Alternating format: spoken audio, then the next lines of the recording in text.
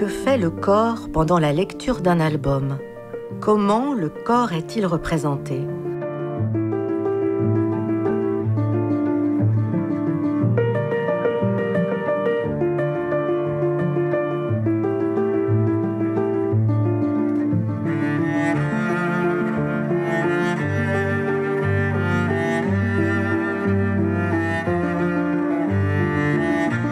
Associer les albums pour les enfants et la danse répond à une réflexion sur le corps et la lecture. Que se passe-t-il si on danse les albums? Toutes celles, tous ceux qui côtoient les enfants ne cessent de le souligner, tout leur corps est engagé dans la lecture. En écoutant les auteurs-illustrateurs parler de leur travail d'écriture et de dessin, on déduit cette même implication du corps. On est d'abord un corps, dit la philosophe Claire Marin. Oui, même quand on lit, même quand on écrit, il n'y a plus de séparation entre le corps et l'esprit. Alors, il est temps de se tourner vers un danseur, Thierry Thieu-Niang, passionné de mots, de textes et d'images, avide de transmettre, car, dit-il, danser, c'est comme donner. Il est temps de rencontrer des enfants dans leur quotidien, à l'école, de les rassembler et de déposer des livres parmi eux. C'est l'heure de raconter les histoires, de prêter l'oreille à leur musique et de voir ce qui se passe. Un danseur chorégraphe et un comédien, 2 spécialistes de l'enfance et 5 enseignantes, 3 autrices illustratrices et une maison d'édition, l'École des loisirs, et enfin 30 enfants à la recherche de l'imaginaire du mouvement.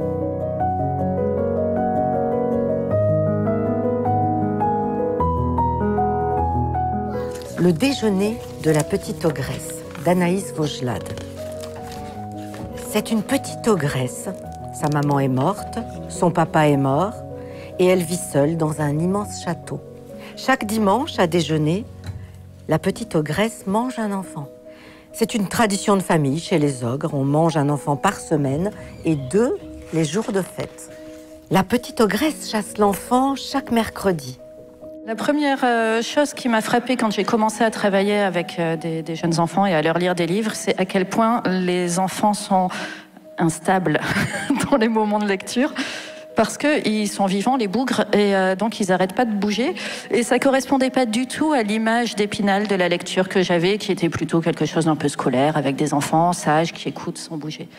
Donc le corps est quand même toujours très très présent dans la lecture avec les petits. Et moi, je me suis amusée à rechercher en fait toutes les expressions et tout le vocabulaire de l'alimentation, de la nourriture qui est utilisé également pour les livres et pour les lecteurs. L'ingestion, des fringales de lecteurs, le goût de lire. On se délecte de la lecture, on goûte au plaisir des mots et des images, on savoure chaque page. La lecture s'apparente donc à une nourriture métaphorique ou réelle, elle alimente. Et je trouve que c'est important parce que c'est vrai que c'est gênant quand les enfants mordent les livres ou les lèchent, etc. Ça va très loin, ça montre que c'est naturel en fait. Généralement, ce qui permet qu'un enfant finisse par arrêter de manger le livre, c'est quand on arrive à le rassasier de mots, en fait, à le nourrir de mots et d'histoires. En fait, le petit garçon, il était en retard à l'école. Oui. Parce que ses parents étaient malades. Après, il a pris son papy. Ouais. Après, Et donc le papy est venu le chercher pour l'amener à l'école? Oui. C'est bien tout le monde, hein. C'est magnifique, continue. Oui, un très grand rond avec sa main. Super. Statue. Et au contraire, on pourrait dire que loin de parasiter l'attention, le fait de bouger libère en fait et l'imagination et l'écoute et que tout ça se passe très bien. De toute façon, on se rend compte maintenant qu'à l'école, on a besoin du corps pour apprendre. On ne peut pas être juste assis sur une chaise toute la journée et apprendre de cette manière. On a besoin pas forcément dans le cadre du sport, mais en général, on a besoin de notre corps on a besoin de manipuler, de toucher, d'expérimenter pour apprendre. Donc c'est forcément quelque chose qui, dans les années à venir, va prendre plus de place. Et puis on se rend compte qu'il y a des enfants qui en ont encore plus besoin que d'autres, parce qu'ils ont besoin de leur corps pour apprendre. Pour eux, c'est par là que ça passe. J'ai des élèves, Ils vont, dès qu'on va leur demander de mobiliser leur corps, tout de suite, ça va les détendre. Alors que leur demander de passer absolument par quelque chose d'abstrait par leur cerveau, c'est plus compliqué. Moi, c'était vraiment l'album qui m'a donné envie de travailler sur cette thématique. C'est-à-dire que quand je vois l'enchaînement sans texte de ces images, j'ai toujours envie de bouger, moi. C'est immédiat. Et hop, on s'en va, on se balade. Et on peut danser, à la limite aussi bouger, enfin marcher. Hop, ça y est, c'est parti. C'est un très vieux livre, mais c'est des grands artistes. Et effectivement, avec une seule couleur et une forme au départ, qui est le souffle. C'est aussi très beau, hein, cette idée du souffle, le ballon qui va se métamorphoser en fleurs, etc. Là aussi, pour moi, on est complètement dans la poésie. Le corps est là, mais on ne le voit pas. Non, absolument. Voilà. Ce qu'on va travailler aujourd'hui et la semaine prochaine, c'est ensuite d'inviter des grands, des adultes, à venir travailler avec nous. Non, ce ne seront pas des parents, ce seront des personnes qui travaillent sur les livres, qui écrivent des livres, des personnes qui travaillent dans des écoles, qui travaillent dans des bibliothèques.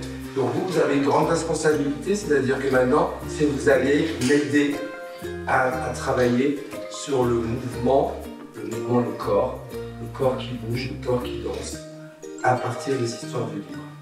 D'accord ?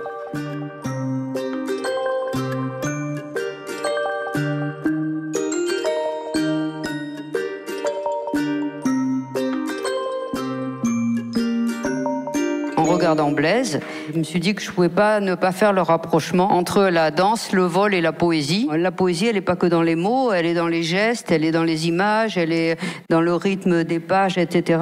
Et que là, on touche à quelque chose qu'on ressent, nous, corporellement. Hein, vraiment, et je pense que les enfants n'analysent pas comme nous, mais qu'ils le vivent de cette manière-là.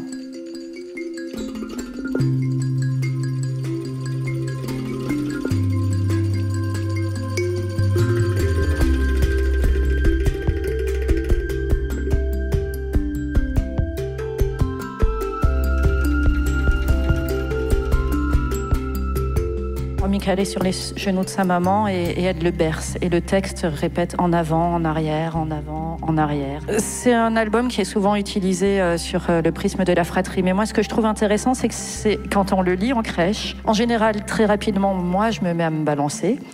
Et en fait, souvent, quand je jette un œil sur la salle, je m'aperçois que beaucoup d'enfants, ceux qui sont près de moi en train d'écouter, mais aussi ceux qui sont plus loin, se balancent. Et s'il y a des adultes un peu attentifs dans la pièce, ils se balancent aussi. Donc vraiment, le rythme du texte, mais qui est aussi porté par les illustrations et ce balancement qui vient rythmer l'album, comme pour rassurer aussi Michael. Tout ce qui est rythme, ça rassure profondément les bébés. Très souvent, quand je discute avec des professionnels de la petite enfance et que je leur dis alors à quel moment vous lisez, comment, il y a une expression qui revient très souvent, j'avoue, m'agace un peu, c'est « nous on lit pour le retour au calme ». Je me moque, mais en réalité, je comprends les contraintes professionnelles et de la nécessité à un moment de calmer le groupe. Mais j'ai souvent envie de leur dire, il y a certaines lectures qui calment pas tellement. Je prends souvent cet exemple de Roule ou de Saute parce que c'est quand même un livre qui donne envie aux enfants de s'agiter, quoi. C'est pas tellement un livre pour le retour au calme. Quand on lit Saute, ils sont d'abord présentés de façon statique et à la page suivante, ils sautent. Avec à chaque fois un effet de surprise. Voilà. Et moi, je saute. Évidemment, quand on lit ça aux enfants, et moi, je saute, forcément, les enfants, ils se mettent à tous, évidemment. Il y en a qui resteront très tranquillement assis ou qui ont la flemme et ils ont le droit. Mais quand même, très souvent, ça leur donne envie de sauter. Une autre chose que j'aime bien dans ce livre-là, il y a l'escargot. On voit l'escargot, on se demande un peu ce qui va se passer. À la page suivante, il dit juste « non, je ne peux pas ». Je trouve ça bien, il a sa place aussi, il ne peut pas, mais ça l'empêche pas d'être parmi les autres. C'est l'école de la frustration.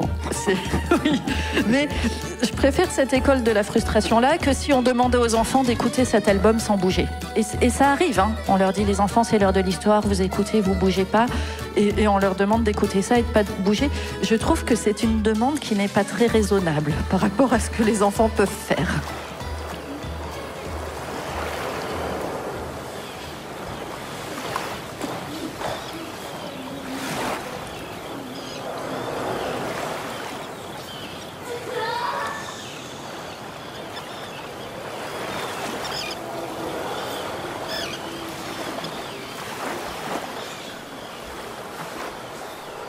La Vague, pour moi, c'est un album exceptionnel dans sa forme, sans paroles, mais que je trouve très bruyant, parce qu'on entend le bruit de l'eau, on entend le bruit des mouettes. Il m'est arrivé aussi de voir, alors il y a des fois des enfants qui le regardent sans bouger, mais il m'est arrivé de voir quand même des enfants qui reprenaient le mouvement de la petite fille et qui repousser un peu le livre, comme la petite fille essaye de repousser les vagues. Sauf que le livre ne va pas vers l'enfant, contrairement aux vagues. Moi, je tenais le livre ouvert à disposition de l'enfant, mais j'allais pas vers lui. Donc, c'est l'enfant qui se rapprochait de nouveau pour revoir de plus près.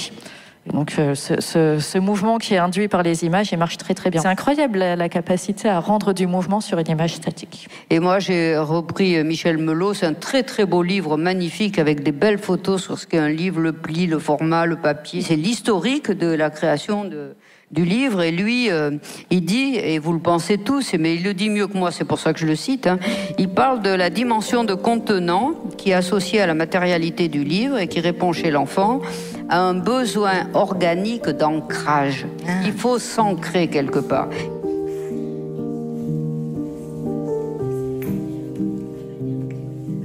Et que le livre, donc, sorte de cabane où on se love et on s'y love en fonction de notre incomplétude. Encore une fois, un enfant ne dira pas ça. Mais cette incomplétude, on la ressent tous. Alors c'est vrai que le livre, ça se laisse pas écraser, dit-il, ça se tient près du corps du lecteur. Et d'une certaine manière, comme on le tient près du corps, même quand on lit avec un tout petit, ça favorise une proximité. À la fois une proximité physique, mais du coup, comme on le disait tout à l'heure, aussi une proximité psychique. C'est un objet qu'on regarde, qu'on tient dans la main. Et c'est vrai, cette proximité corporelle est aussi une proximité de pensée. Je pense que c'est important de le souligner.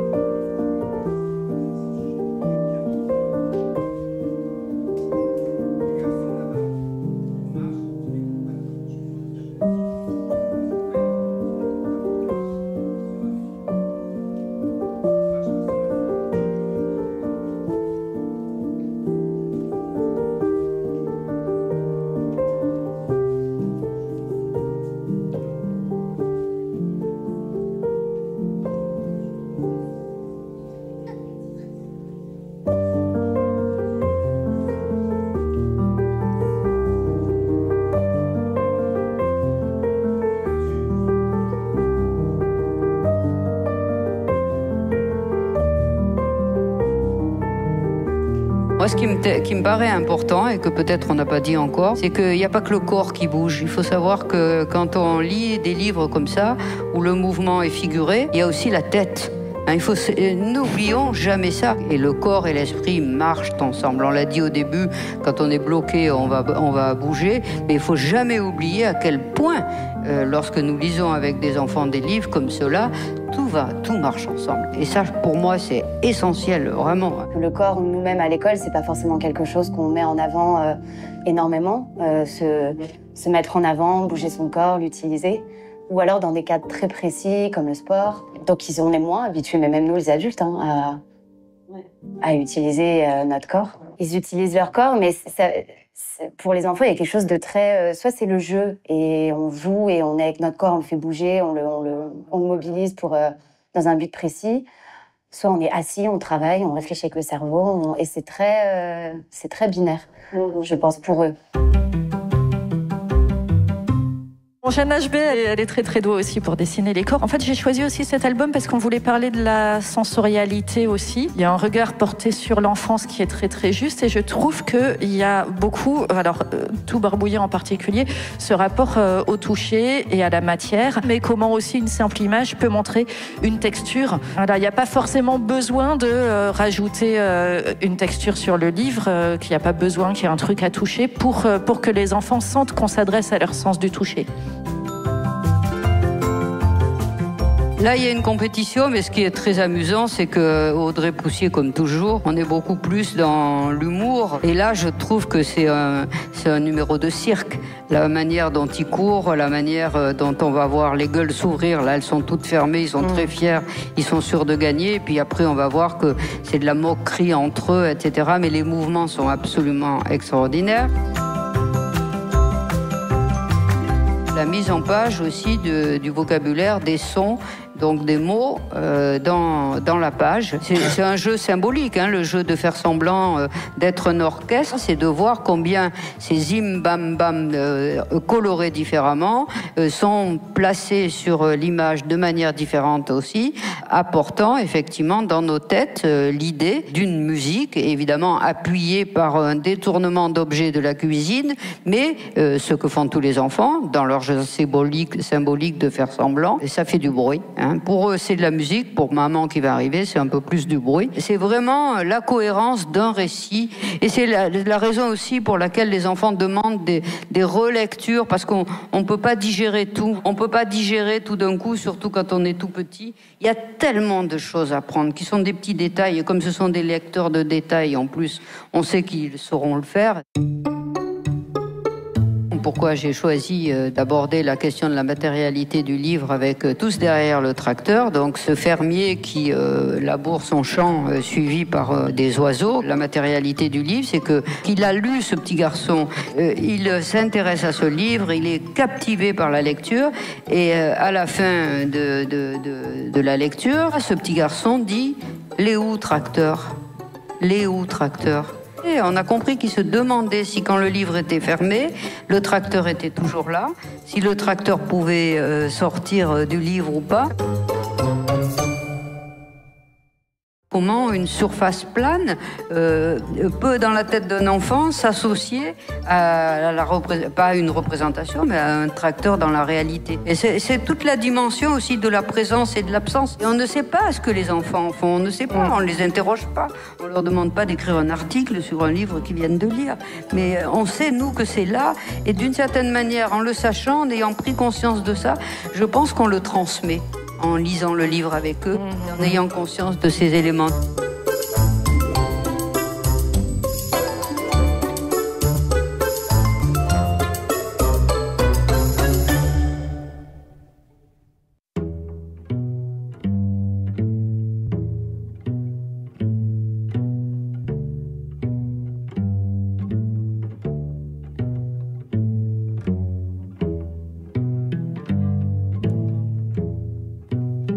Alors, La chasse à l'ours, c'est encore un livre que je vous conseille pas tellement pour calmer les enfants. Il y a aussi là l'effet de matière. On nous donne à entendre les différentes matières.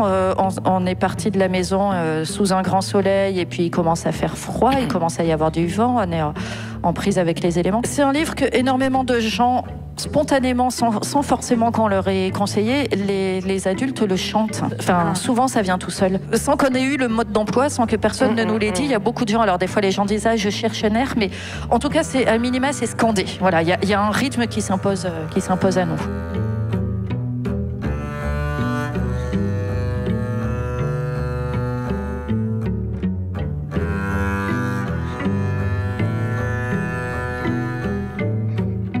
Il y a cet album qui vous donne toutes les deux envie de, je ne sais pas quoi, bouger, danser peut-être. Ça commence par l'ennui en fait, un petit peu, hein, il pleut dehors, les enfants s'ennuient, et puis il y a une musique qui arrive, et puis finalement il y a une espèce de prophétie autoréalisatrice, c'est qu'on part du principe que c'est une belle journée, ça va être une belle journée. La musique éveille le corps, et puis cette espèce de dynamisme, ça virevolte. On a envie de partir avec eux, de courir, et je trouve quand même intelligent de sa part aussi. Il pleut, il fait noir dehors, on voit la pluie tomber derrière les fenêtres, et la musique suffit à donner une étincelle. Ouais. Et non seulement il y a l'étincelle dans l'esprit des enfants, mais du coup, très vite, le ciel se dégage et ils finissent sous le soleil.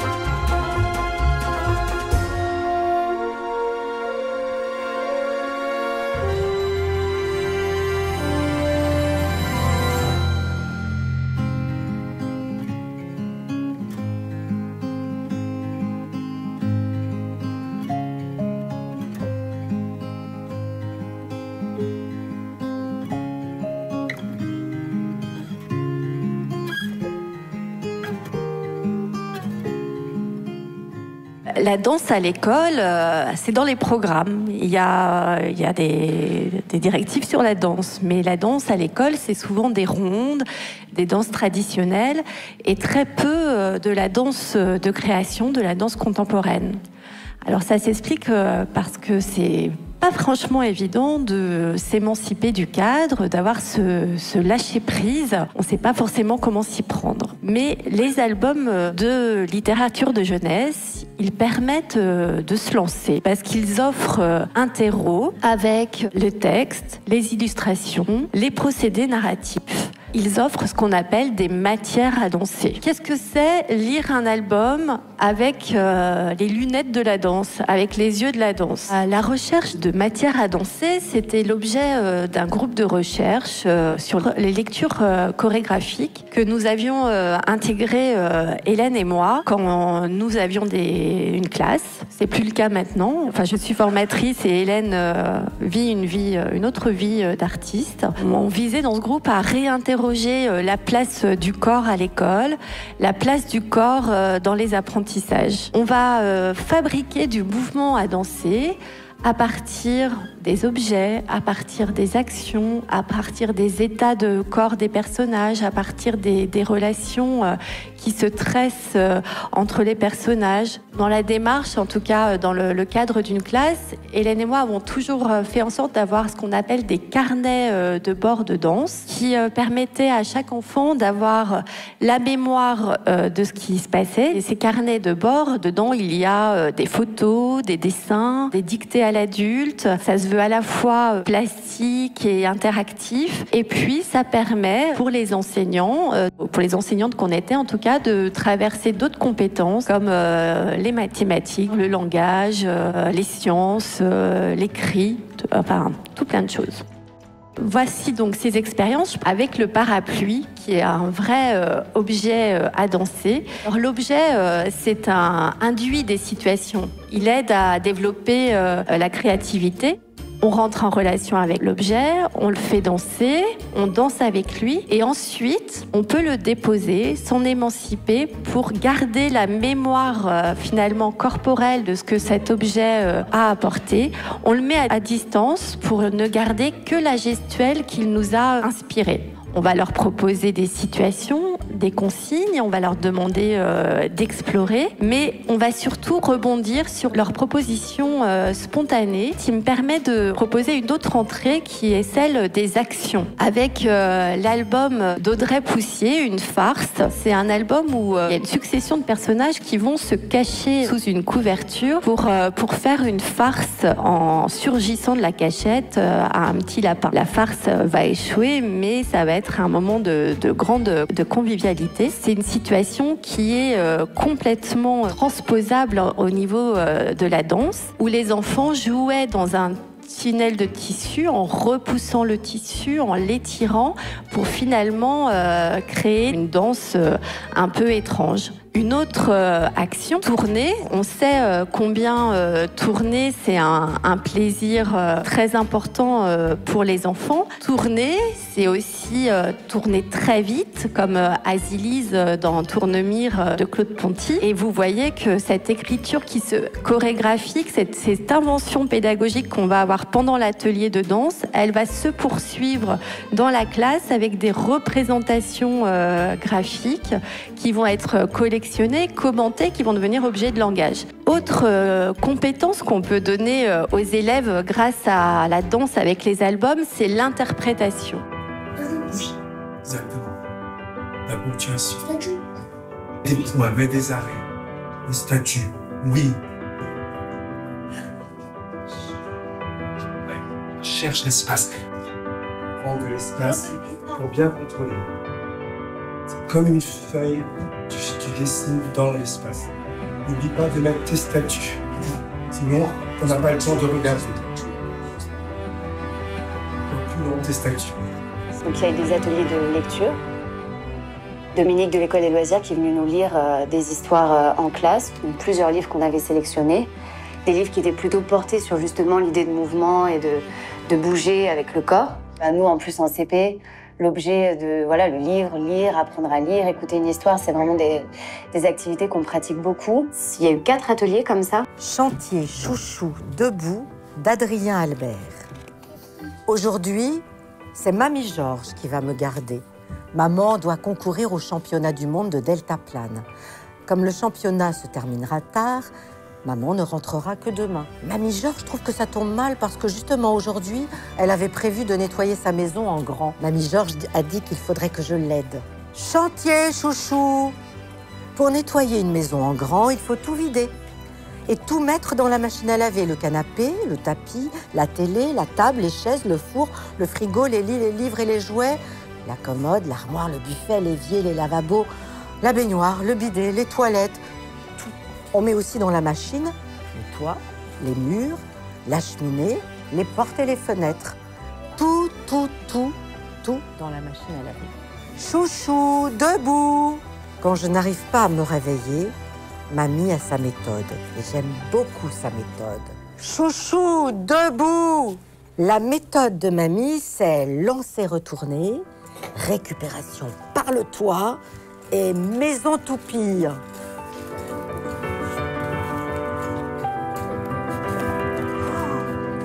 J'adore, à l'intérieur, tout danse.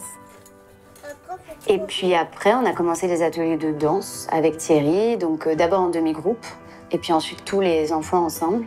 La danse, il y avait quelque chose d'un peu plus inattendu, on ne savait pas où ça allait nous emmener, où Thierry allait nous emmener, on ne connaissait pas, on ne pouvait pas trop s'attendre à quelque chose, donc c'était inattendu.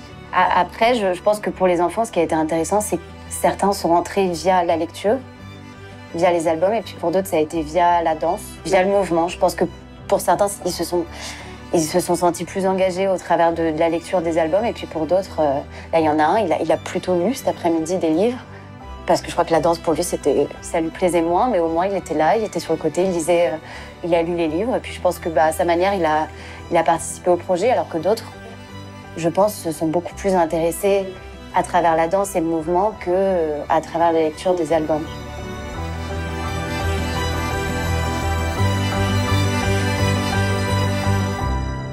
Ce qui est drôle, c'est que par exemple, il y en a plein, quand on leur disait, et je sais exactement lesquels, ah, vous allez danser, non, je ne vais pas danser, je ne danserai pas.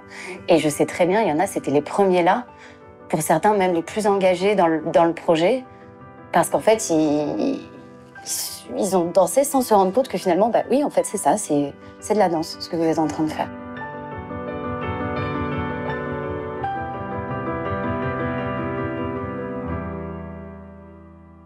Danser avec les albums, c'est aussi accueillir ses émotions, connaître celles d'autrui et les comprendre. On touche là au pilier du vivre ensemble. Et je crois que danser avec les albums, c'est quand même le meilleur cours d'empathie au monde. C'est un cours masterclass. C'était un travail sur le cerveau et la danse. Comment ça fonctionne quand je danse dans mon cerveau. Et là, c'est Capucine qui dit « Mon cerveau bouge quand je danse. Il commande les bras, les jambes. Quand je fais la danse de la joie, c'est l'aube des émotions qui s'allume. » Nous avions envie de dire qu'en donnant aux enfants les moyens de connaître leur corps, d'identifier leurs émotions, en leur offrant la possibilité d'augmenter leurs compétences langagières, leur capacité à interpréter, on œuvrait vraiment en faveur de l'égalité scolaire et que c'était une démarche politique au sens noble du terme que de conférer aux enfants le pouvoir de devenir des citoyens éclairés et des enfants heureux.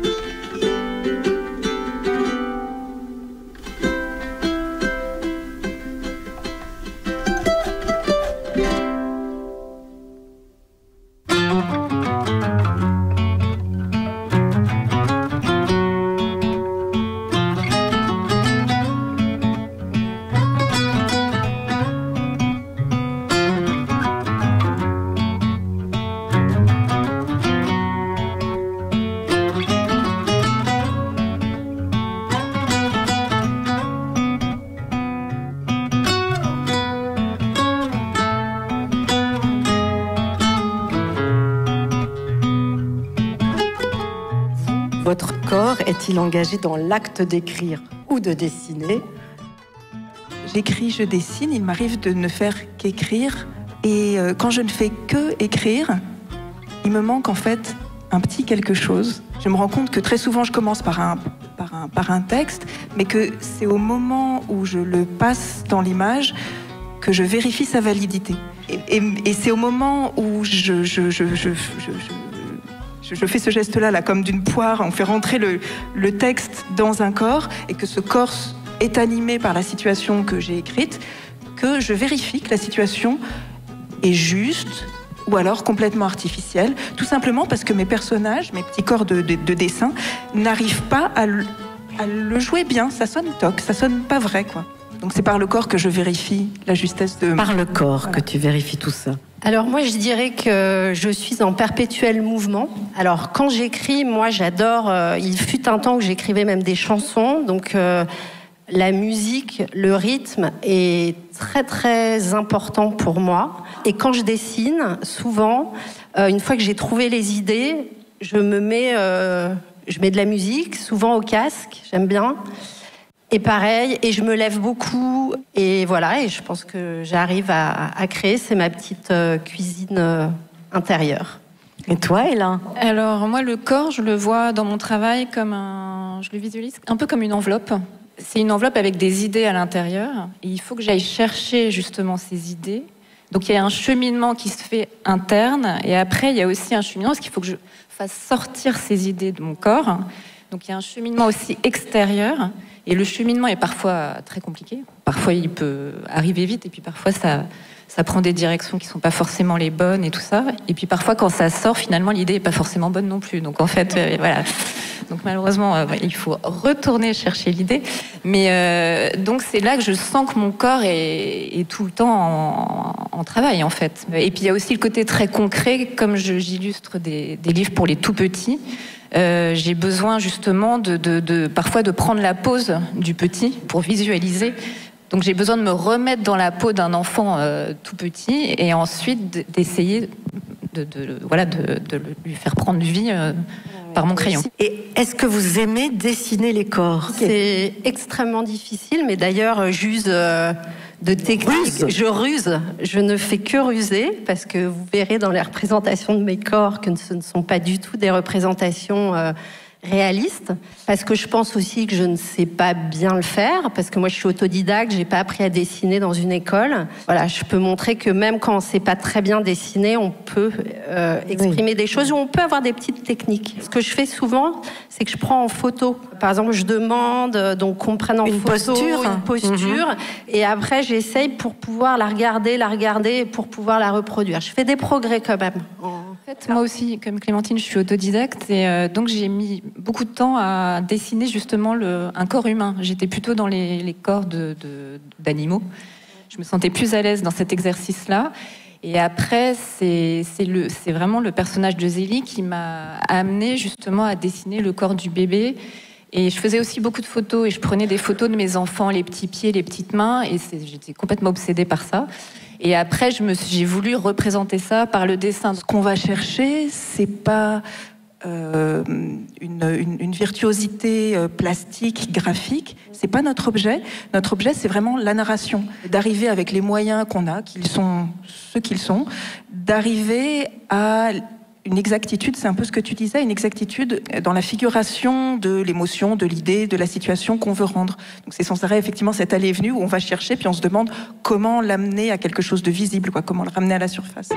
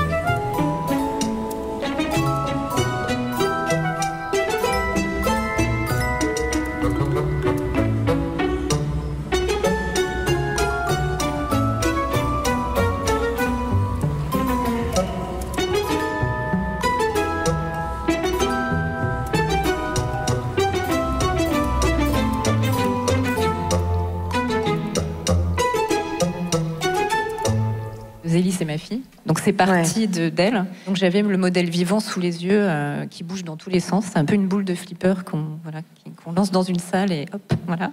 Et elle a 9 ans maintenant, mais ça continue. Mes enfants, je les ai beaucoup photographiés en détail. Et j'ai l'impression que je retrouve ça quand je dessine Zélie. Je retrouve cette sensation de vouloir m'approcher au plus près de l'anatomie de l'enfant. Moi, j'ai été une enfant comme Zélie. Ça se voit plus maintenant, désolé, mais voilà. Ce besoin de bouger, de faire des acrobaties, parce que pour moi, Zélie, c'est une acrobate. Et elle a la silhouette de l'acrobate. Et on dit de l'acrobate que c'est un danseur des extrémités. Et je trouve que Zélie, elle pousse tout à l'extrême. Représenter le même personnage plusieurs fois dans la double page, n'avoir pas de décor, c'est-à-dire que le regard est focalisé sur le corps de Zélie. Alors c'est vrai que tout bouge dans le corps de Zélie, les cheveux, le regard, les bras, les jambes, ça se lit vite. Et ce qui me plaît, c'est la cohérence en fait de l'ensemble.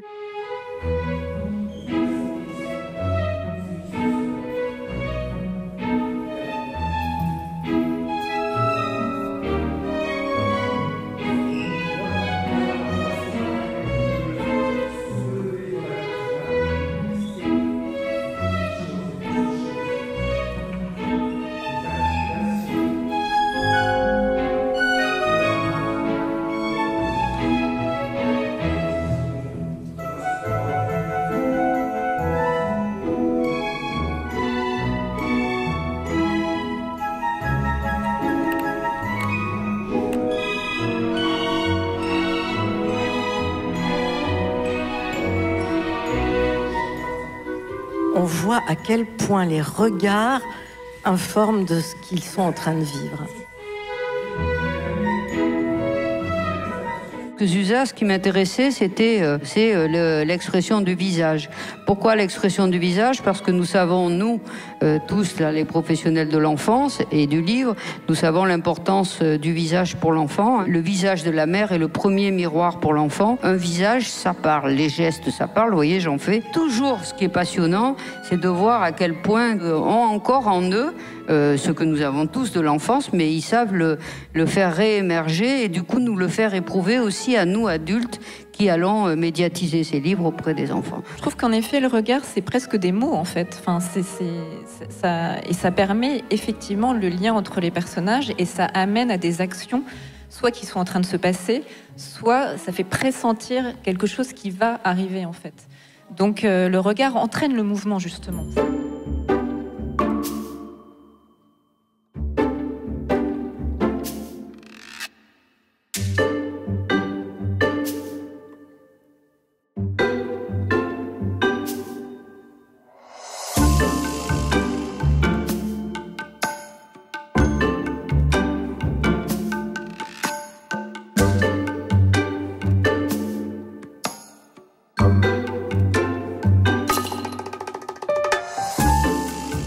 Et donc là, elle devient énorme et elle monte sur la terre.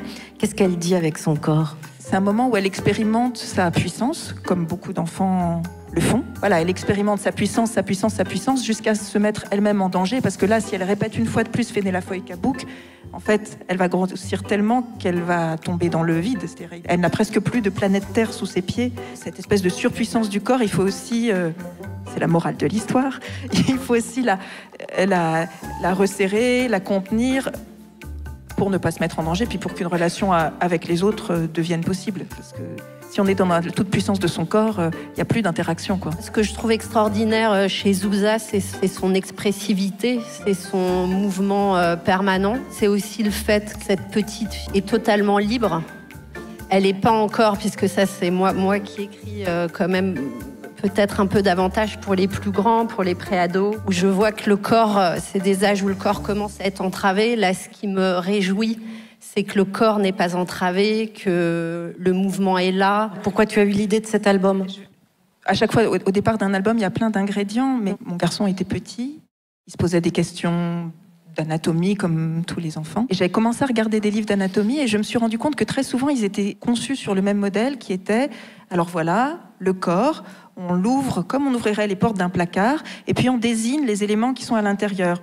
Voilà, l'estomac, le machin, le truc. Et l'idée du fonctionnement global, de la façon dont ça circule entre les organes, assez peu mis en scène. Et donc je me suis demandé comment faire pour mettre ça en scène, pour mettre en scène que les interactions, au lieu d'ouvrir un corps et de le déconstruire, on va le construire. Et à chaque étape de la construction, on se demande si ça suffit pour que ça marche. Et on se rend compte évidemment qu'un corps, ça n'est pas qu'un objet, il est animé.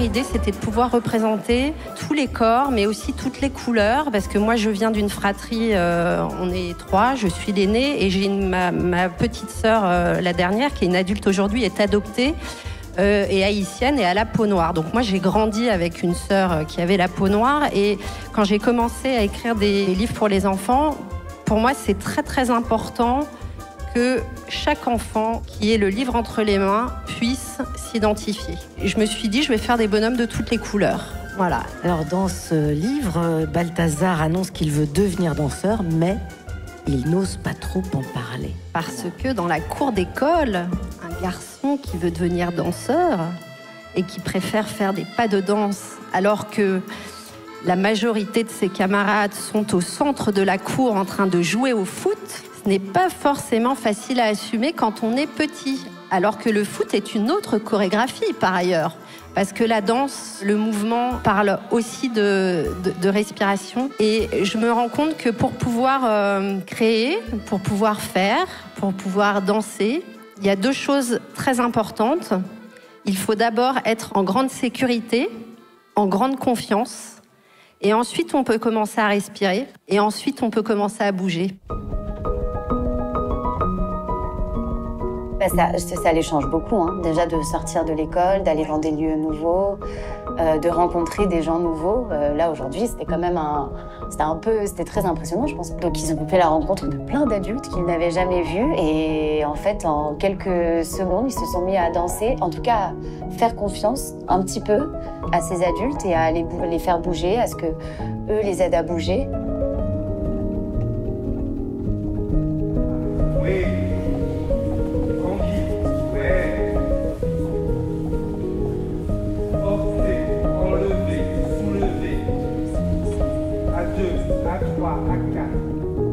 C'était très, très étonnant de voir nos élèves arriver, qui étaient, je pense, assez impressionnés de voir tous ces adultes qu'ils ne connaissent pas. Et puis finalement, de se laisser aller et de danser un à un avec un adulte, de les faire bouger, que les adultes les fassent bouger, les portent, qu'ils se laissent faire. C'était chouette à voir. C'était complètement inattendu. Moi, j'ai un élève, je sais qu'en arrivant, il était très tendu. Je le sentais, il touchait ses chaussures, il était nerveux. Et puis en fait, 10 minutes après, je le voyais avec une dame danser, elle l'a porté.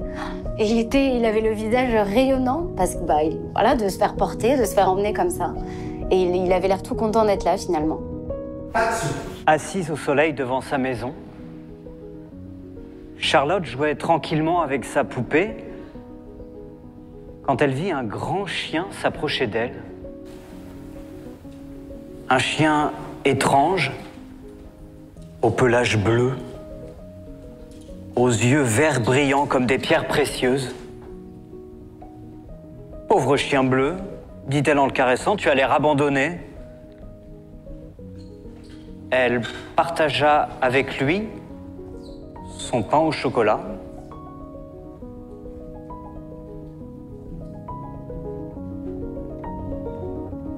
Comment on inclut, comment on accueille, comment on fait aussi avec que du présent qui déborde quelquefois, comment on fait avec.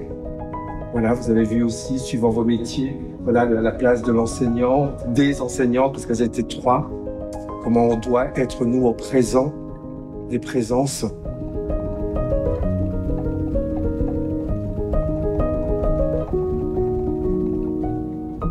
Par une belle journée, elle l'emmena en pique-nique dans les bois. Après le déjeuner, elle lui tendit un petit panier, lui dit « Regarde bien le long des chemins et sous les buissons. Je suis sûre que tu trouveras des fraises des bois, mais ne t'éloigne pas. » Charlotte s'enfonça dans le bois. Comme elle trouvait de plus en plus de fraises sans s'en rendre compte, elle s'éloigna de plus en plus de l'endroit où ses parents pique-niquaient. Quand le panier fut plein, elle voulut retourner sur ses pas, mais elle se trompa de chemin et alla dans le mauvais sens. Elle appela de toutes ses forces. Personne ne répondit. Charlotte se rendit compte qu'elle s'était perdue. La danse, elle est inscrite chez nous tous. Je vous regarde bouger, je vois bien qu'il y en a qui dansent beaucoup et qui aiment ça. Et voilà, et ça, je sais que la danse, elle est une fonction, pour moi, elle est une fonction naturelle. On l'a tous. Après, il y a des codes, la danse classique, la danse africaine, la danse maroc, la danse basque. Et après, on rentre dans des écritures. Mais il y a quand même un mouvement dansé qui est chez l'enfant. Je veux dire, les personnes âgées, dans un EHPAD, dans Alzheimer, tu mets de la musique, ils savent plus comment ils s'appellent, mais ils se mettent à danser, à chanter. Enfin, voilà, je trouve que le mouvement danser, il est inscrit en nous. Oui, on vient de passer des années difficiles avec le confinement, avec tout ce qui nous arrive aujourd'hui du monde. Je veux dire, on le voit dans le corps des enfants. Même ce matin qui était là, on voit aussi tout ce qui fait peur, ce qui nous empêche. Je dirais, et que tous ces moments-là du corps, c'est aussi des moments, tout à coup, on réinvente du commun, on réinvente du partage, de la balade ensemble, du lâcher prise. On a besoin de ça. Oui. On a besoin de ce lien par le mouvement, par le regard. Vous dansez des yeux dans les yeux tout à l'heure, pour la dernière danse.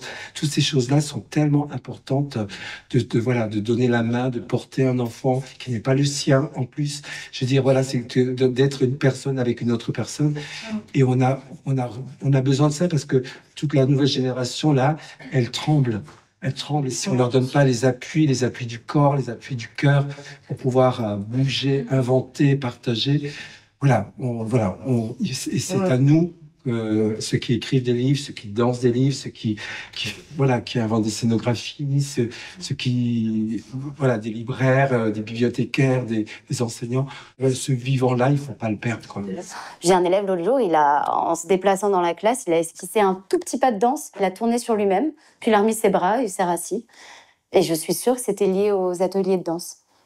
La chorégraphe Ina Bosch, vous voyez, qui dit « dansons, dansons, sinon nous sommes perdus ». Merci tout le monde.